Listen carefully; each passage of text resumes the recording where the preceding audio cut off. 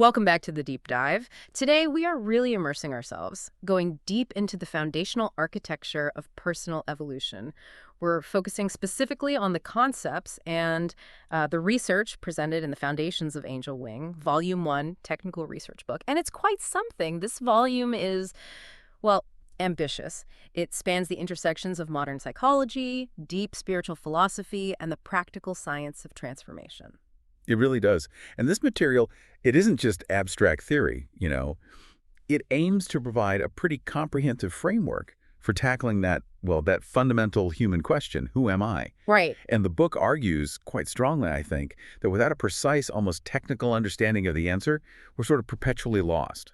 Clarity on identity isn't presented as some philosophical luxury. It's positioned as the absolute prerequisite for stability, for authentic meaning, and importantly, for morality in action. The stakes couldn't really be higher. Absolutely. And, before we really dig into the core concepts, we absolutely must offer deep acknowledgement, proper credit where it's due. Our profound gratitude goes to the individuals whose really groundbreaking work grounds this entire volume. Dr. Chinana Kripalu, the founder and CEO of the Angel Wing LLC. Dr. Elizabeth Berman, who's a member of Angel Wing's mastermind group and also a dedicated presenter. And Sachin Karnik, the researcher who performed all that essential background research for Foundations of Angel Wing Volume 1. So thank you all for compiling this necessary roadmap for consciousness. Hear, hear. It's truly a remarkable synthesis. You've got ancient wisdom sort of seamlessly woven with modern cognitive science. It offers, I think, a new lexicon, a new language for talking about human growth. Okay, so let's start there. Section 1, the bio-psycho-spiritual framework of the Angel Wing. Let's begin with the Angel Wing LLC itself and the sort of comprehensive nature of its mission. The material emphasizes that this whole initiative is dedicated to nurturing human evolution. When we talk about nurturing evolution, what does that actually mean in practice? What are the actionable goals, and what does that demand, structure-wise? Right, good question. So the primary goal is really facilitation. It's about moving participants from what the book calls basic self-awareness, just recognizing I exist, towards greater self-mastery. Okay. And this whole process aims for personal transformation. Yeah.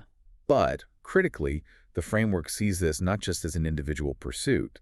It's positioned as the necessary engine for uplifting humanity as a whole. So it's a very specific, very holistic approach. You use that word holistic. It gets thrown around a lot, doesn't it?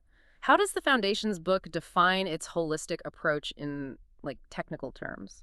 Yeah, it's important to nail this down. It centers on what they term bio-psycho-spiritual evolution. Probably need to unpack that a bit. Please do. So this isn't just evolving mentally or spiritually in isolation. It necessitates acknowledging the intricate, simultaneous link between the physical body, the bio part, the mental structure, our psychology, the psycho a bit, and that deeper existential, or you could say unconditioned awareness, the spiritual. So they're all interconnected, constantly influencing each other. Exactly. The material really stresses you cannot isolate these components. Think about it. Emotional trauma may be lodged psychologically. It has measurable biochemical impacts on the body. Right. And that can restrict access to what they call spiritual freedom. Makes sense. And conversely, optimizing the bioenvironment of the brain, say through nutrition or exercise, can directly support psychological clarity and spiritual openness. It all works together. Which makes that metaphor they use the bird needing both wings to soar so powerful. If one wing, let's say the biophysical component, is damaged or weak, how does the framework suggest the spiritual work should proceed? Do you just wait? That's a really crucial question, and the text is actually quite nuanced here. It suggests the wings operate simultaneously. It's not like you fix one then start on the other. But if one component is weak, the whole mechanism, the whole ability to soar is compromised. So to achieve those higher states of consciousness they talk about, the physical and psychological components need to be brought into balance, into harmony. And that's why the program isn't just deep spiritual inquiry. It includes a comprehensive psychological component aimed at, restructuring habitual thought patterns, and also a significant psychoeducational aspect. Right. Let's focus on that psychoeducational bit. Why is knowing about brain function, like the nuts and bolts of it, considered so vital for personal transformation? Seems a bit technical, maybe? Well, it's framed as being about seizing conscious control of your own creative process.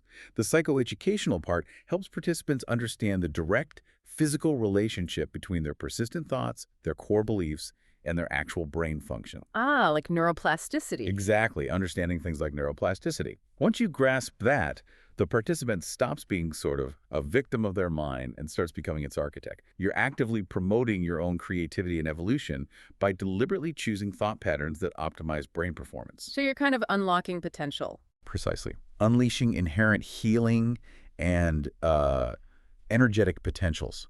It's almost like getting the user manual for the human operating system. You learn how to drive it consciously. And this vision, it clearly extends far beyond just the individual, right? It positions personal mastery as a kind of stepping stone for wider societal change. That's absolutely central. The material states pretty clearly that truly transformed individuals don't just exist peacefully in a bubble. They naturally contribute to global well-being. It's almost like a byproduct. Right. So the Angel Wing programs aim to scale this transformation, often through partnerships working with individuals, yes, but also families, groups, even whole organizations. The goal is guiding society towards sustainable progress and prosperity. It views individual inner peace as almost a contagious necessity for social stability. And anchoring this entire process, this huge idea of evolutionary change, is that powerful image they use. Yeah. The butterfly metaphor. Why that specific biological transformation? Why is it so central to defining the work? It's such a potent metaphor, isn't it? The butterfly doesn't just represent improvement, like getting a faster car or a better job. It represents a complete ontological shift, a change in being itself. How so? Well, think about the metamorphosis. The caterpillar literally digests its own structure inside the chrysalis. It dissolves itself, rearranges its entire biological blueprint, and then emerges as an entirely different order of being. Wow, yeah. So biologically and psychologically, this illustrates the potential the program sees in participants. Shifting from that sort of terrestrial, constrained, survival-focused state, the caterpillar crawling on the ground, to an aerial, expansive, freely expressive state, the butterfly. So the old identity literally has to dissolve. It has to. It's dissolved to make way for a profound and, importantly, unprecedented level of consciousness and ability. It's not just a better caterpillar. It's something entirely new. Okay, that really sets the stage for the challenge then. If this kind of profound transformation is possible, what's the primary obstacle? What stops us? The text points squarely at the root cause of, well, human suffering and forgetfulness as misidentification. Now, that sounds kind of simple, but I get the feeling it's loaded with consequences. It is the absolute core concept of the entire volume. It underpins everything else. Misidentification is defined quite precisely as the fundamental error of mistaking what happens to consciousness, our experiences, for what consciousness fundamentally is our essence. Mistaking the content for the container, almost. Exactly. The material argues that we fundamentally misunderstand who we are at the deepest level, and that single error informs, well, pretty much every reactive thought, every fear, every misdirected ambition we have. So how does this misidentification even begin? Does the text trace it back? Give us a kind of developmental timeline for this confusion. It does. It traces it back to what it calls the genesis of misidentification. And it suggests this starts really early, basically when awareness first localizes within the human form, in infancy. For the child, there isn't yet a developed psychological apparatus for discernment. Meaning they can't filter or interpret things accurately? Right. Sensory impressions, emotional experiences, social feedback, it's all just absorbed directly, taken as literal, unvarnished truth about the self. And it's not malicious conditioning, usually. It's just a developmental limitation.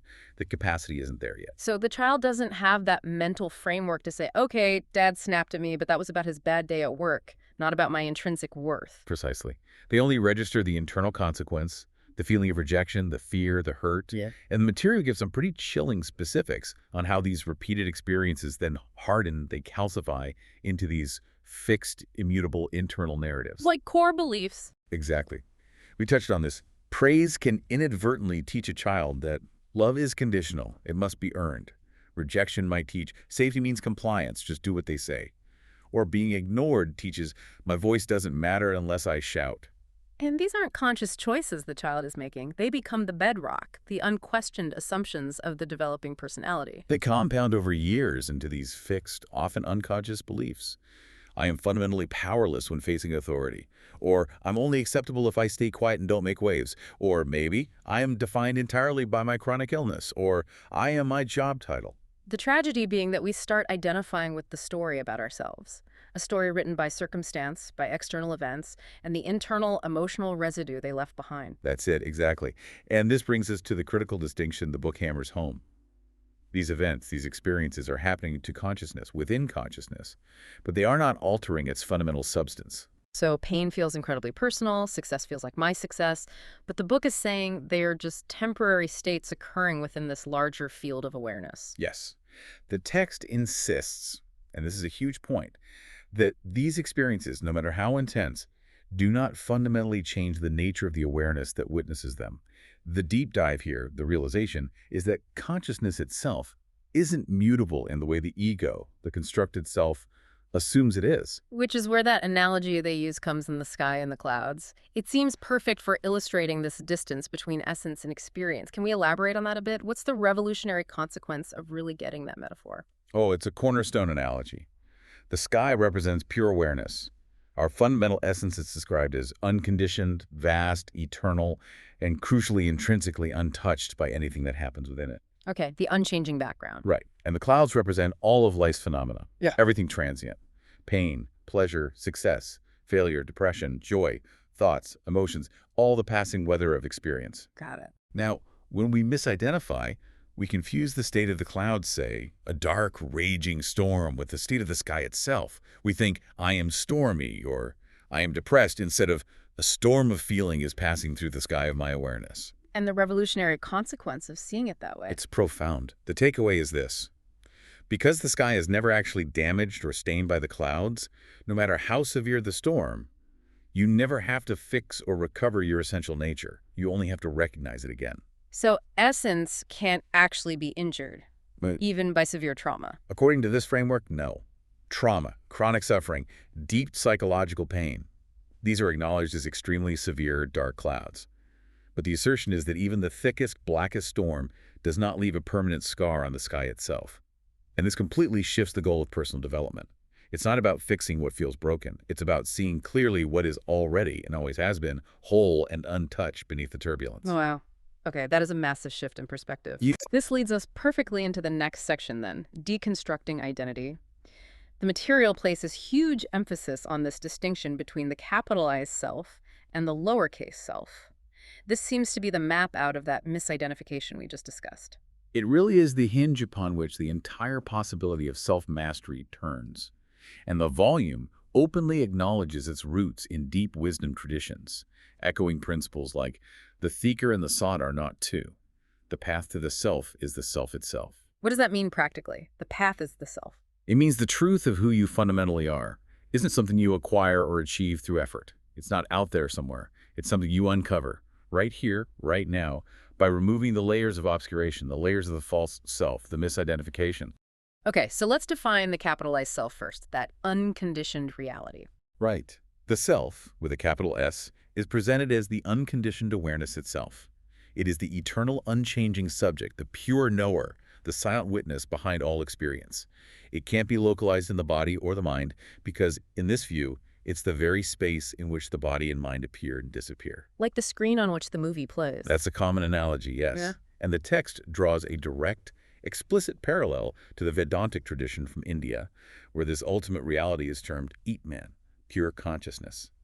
And it highlights that profound Upanishadic declaration, Tat Tvamasi.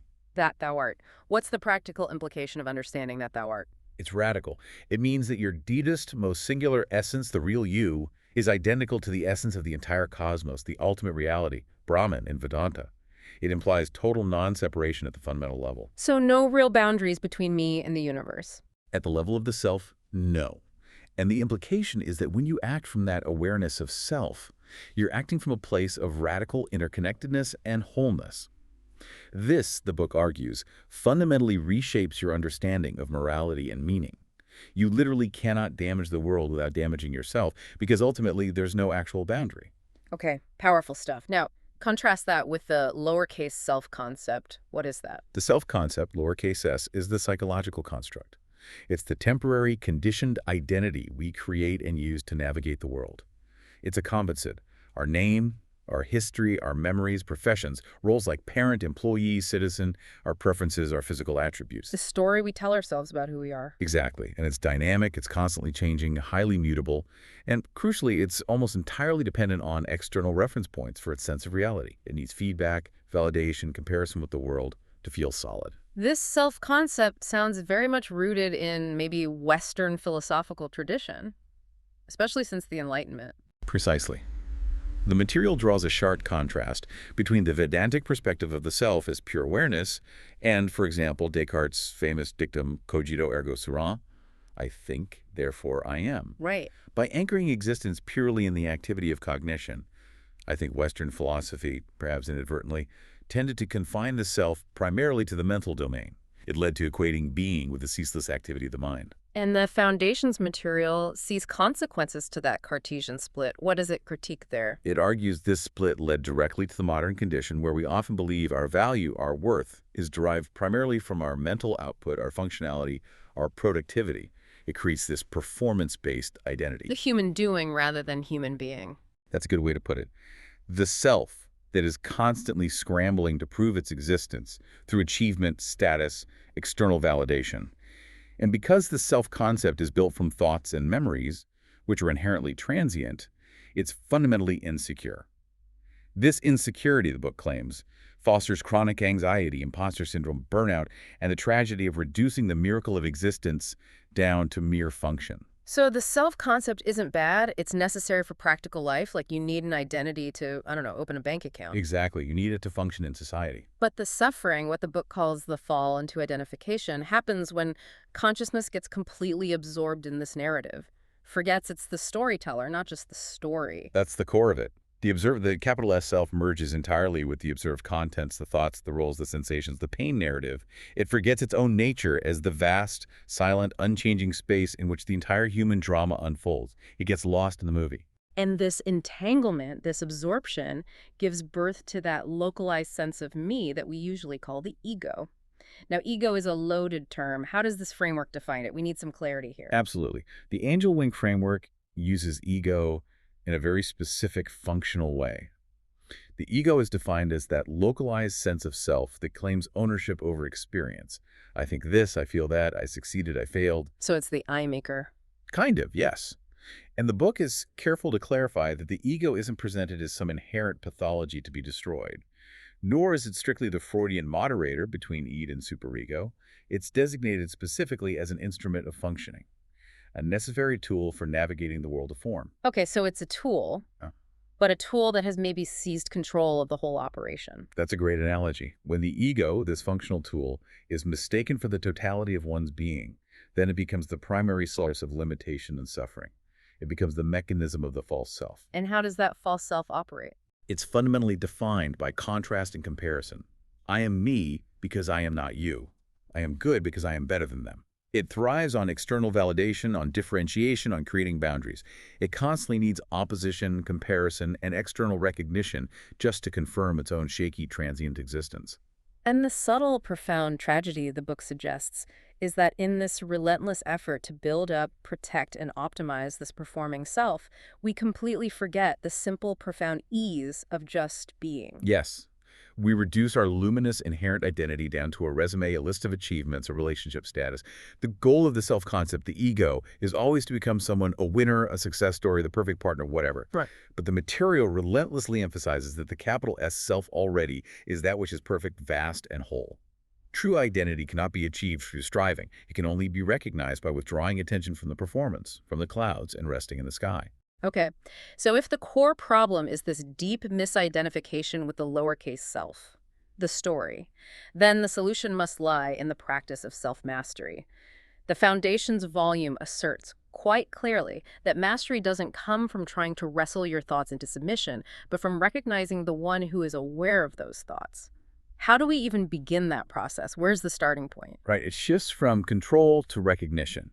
The material outlines a pretty systematic journey of self-discovery, and it's built around 4 fundamental inquiries. These aren't just, intellectual questions to ponder. They're designed as psychological leverage points, meant to actively destabilize the false self's ingrained assumptions. Okay, let's break those down. What's the first inquiry? The first one is purely definitional, and it works mainly through negation. what precisely constitutes the self.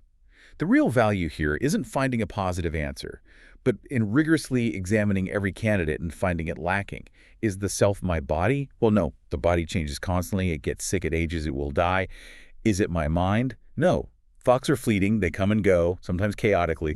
Is it my roles, parent, worker, friend? No, those are temporary and circumstantial. So by eliminating everything, it isn't. Exactly. The process of constantly realizing what you fundamentally aren't forces the attention, almost by default, toward the one thing that remains when all those definitions collapse.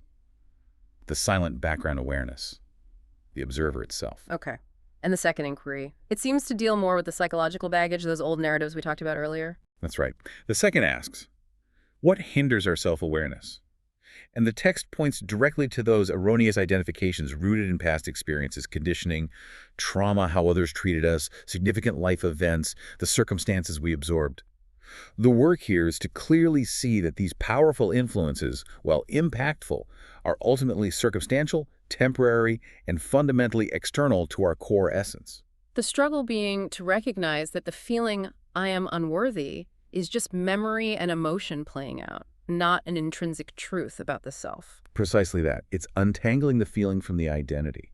And that leads to the third inquiry, which is about moving beyond just recognizing the problem into actual practical change. It brings in the responsibility factor. Okay, what's a third question? How do we move beyond these hindrances to uncover our true selves? This is where the responsibility factor comes in. It's defined as the conscious, continuous effort to establish inner stability, notice, not control, but stability, anchoring oneself in that steadiness. How do you do that? It requires a commitment to training attention, often through specific psychoeducational techniques or contemplative practices mentioned in their broader work. And it involves striving for incremental improvement in the quality of your presence. It means that when the storm clouds of emotion or negative thought inevitably return, your immediate conscious choice is to remain identified with the sky, with the awareness, not the storm. That sounds maybe more achievable than fighting the anger or the fear directly. You just shift your focus, your identification, to the witnessing presence. That's the core practice. And the fourth inquiry tackles the fundamental mechanism of suffering that often keeps us stuck, even when we know better. Why do we struggle to let go of discomfort, of pain, of resentment? Good question. Why do we? The insight offered here is that suffering often persists because we're fundamentally resisting the actuality of what happened or what is happening. We cling to pain, to grievance, because on some deep, often unconscious level, we believe that certain events should not have transpired. This mental resistance, this "it shouldn't be this way," is the fuel that keeps the negative emotion burning long after the initial event is over. So releasing isn't forgetting, it's accepting the isness of it. Exactly. Accepting the fact of what is or what was, knowing that the core self, the sky, remains untouched by that event's history, letting go of the resistance to reality. Okay, so those four inquiries really provide the map. What's the vehicle for that journey towards the true self? The book talks about observation leading to viveka. Yes. Observation is presented as the primary foundational practice. It's simply watching the contents of consciousness, thoughts, feelings, sensations, without judgment, without interference, without getting entangled, just pure noticing. And that leads to viveka. Directly. This practice of neutral observation naturally cultivates viveka, which is a key technical term here. It translates roughly as discernment. But it's not just intellectual discernment. It's a rigorous, moment-to-moment experiential separation of the real from the unreal, separating the unchanging awareness from the constantly changing stream of experiences. Okay, let's make this practical for someone listening. How would they apply this rigorous discernment, viveka, in a really high-stakes emotional situation? Let's say they get a harsh, maybe unfair performance review at work, and it triggers that old, deep, I am unworthy narrative. How does viveka help there? Great example, because that's where the rubber meets the road, right? The conditioned self, the lowercase self, immediately reacts. I am hurt, I feel attacked, I'm a failure, maybe I should just quit. Panic, shame, anger might flood in. Right, the usual storm. Exactly. The practice of viveka steps in right there. First step. No. Simple, non-judgmental observation. Notice the intensity of the feeling, maybe shame, a knot in the stomach, heat rising. Notice the thought, I'm a failure, they hate me, I'm worthless. Just notice them as events happening in your awareness. Okay, notice, don't judge. Then what? Then apply the core insight, the principle of discernment. Everything that can be observed cannot be the observer. Ah, okay. So the observer, your core awareness, acknowledges the feeling of shame and the thought of failure. And recognizes them simply as objects appearing in awareness, like clouds in the sky. Precisely. Since this intense feeling of shame is being experienced, it cannot be the experiencer. Since this thought, I am a failure, is known, it cannot be the knower. By diligently, repeatedly maintaining this distinction in the heat of the moment, the automatic identification with the storm starts to break. The narrative loses its grip. It loses its power because you're no longer fueling it with belief, with identification. The self, the sky, remains untouched. Realizing its inherent stability is completely independent of this volatile external assessment or the internal emotional reaction. The ultimate goal is to consistently turn attention inward, away from the content, toward the silent consciousness itself, the witnessing presence, which the material declares is the actual seat of inner freedom. Okay, that makes the path clearer. So moving to the final stage, the metamorphosis. If the listener successfully applies this discernment, practices this observation, and begins to rest more consistently in that witnessing presence, what's the resulting transformation really like? How does aligning with this eternal self fundamentally change our relationship to fear, to desire, to the world around us? The transformation is described as truly foundational. The moment your primary identity begins to shift, even slightly, from the constantly changing insecure self-concept to the inherently unchanging stable self, you gain an immediate sense of underlying stability. This realization that the self is the only part of your entire human experience that is inherently immutable means you are no longer fundamentally defined by external flux, by the ups and downs of life. So if the foundation is permanent, the storms on the surface become less terrifying, Yeah. more manageable. Exactly. They're still experienced, but they don't threaten your core existence anymore. And this profoundly redefines emotional responsiveness. The true self, being pure awareness, doesn't react in the conditioned sense, it observes. So that old reactive mechanism gets curtailed. Significantly, take desire, for instance. Desire is typically driven by the false self's feeling of lack. Its need for external things to feel complete. I need this job, this relationship, this status, then I'll be okay. From the perspective of the self, that desire is witnessed, it's seen arising without attachment, without the desperate clinging. Because the self is already whole. And fear. Similarly, fear, which is almost always rooted in the perceived vulnerability of the ego, the fragile self-concept, I must protect this me, this identity, from harm or dissolution, is also just observed. You still might experience the physiological impulse of fear. The thought might arise, but it no longer defines you or automatically controls your actions. Your actions begin to flow more from clarity, from awareness, rather than from conditioned fear-based reaction. We talked earlier about the fragmentation of the self-concept, how we feel like a collection of different roles and hidden parts. How does this realization move us from that multiplicity towards unity, towards wholeness? That's a key outcome. The self-concept, being built on roles and external definitions, is inherently fractured, isn't it? I'm this person at work, but this person at home. I hide this part of myself from my friends, but show that part to my partner. The journey toward recognizing the self is inherently one of integration.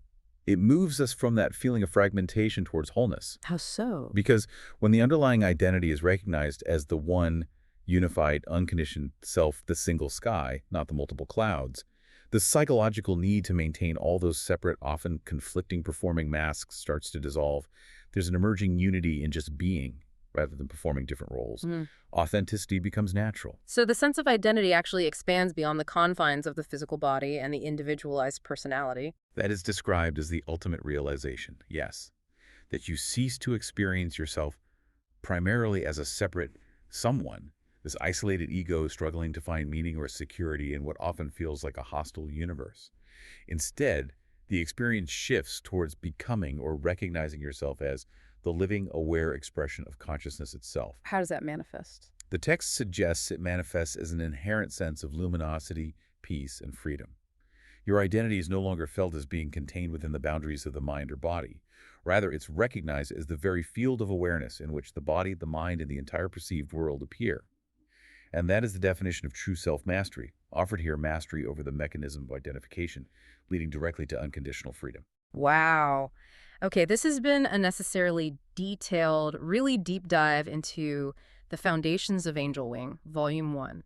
We've covered a lot of ground. We looked at the holistic structure of biopsychospiritual evolution. We rigorously defined that critical error of misidentification, explored the profound distinction between the eternal capital S self and the constructed lowercase self concept, and traced the practical path towards recognizing that self through observation and rigorous discernment, what the text calls viveka. And I think the essential framework for you, the listener, to take away is this: realizing that the constant pursuit of external validation, achievement, or fixing yourself, if it's based on shoring up that false lowercase self, is inherently misdirected. It's like polishing the clouds instead of recognizing the sky. Your fundamental worth, according to this material, is not measured by your performance, your status, or what you accomplish.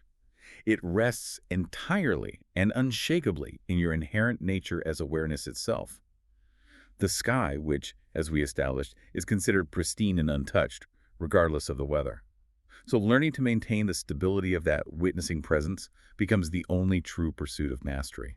Which brings us perfectly to our final provocative thought for you to chew on, building directly on that profound assertion that the psychological self, the ego, is essentially just a story we tell ourselves. So here it is. If you truly accept, even just hypothetically for a moment, that the self-concept you hold so dearly is fundamentally a narrative, a story told by memory, reinforced by repetition, shaped by conditioning, what revolutionary choices might you make today if you consciously chose to edit that narrative? Knowing that the knower, the underlying witness, the unconditioned self, remains stable, present, and untouched, regardless of the specific story being told, how would your entire pursuit of mastery or self-improvement change? What if you focus solely, radically, on just maintaining the stability and clarity of the witnessing presence, rather than desperately trying to fix, polish, or improve the passing performance of the false self? What would shift? A deeply relevant question, I think, especially for our modern performance-obsessed world, something definitely to reflect on. Thank you for joining us for this essential deep dive into the foundations of self-mastery as presented in this fascinating work. Until next time, keep discerning the sky from the clouds.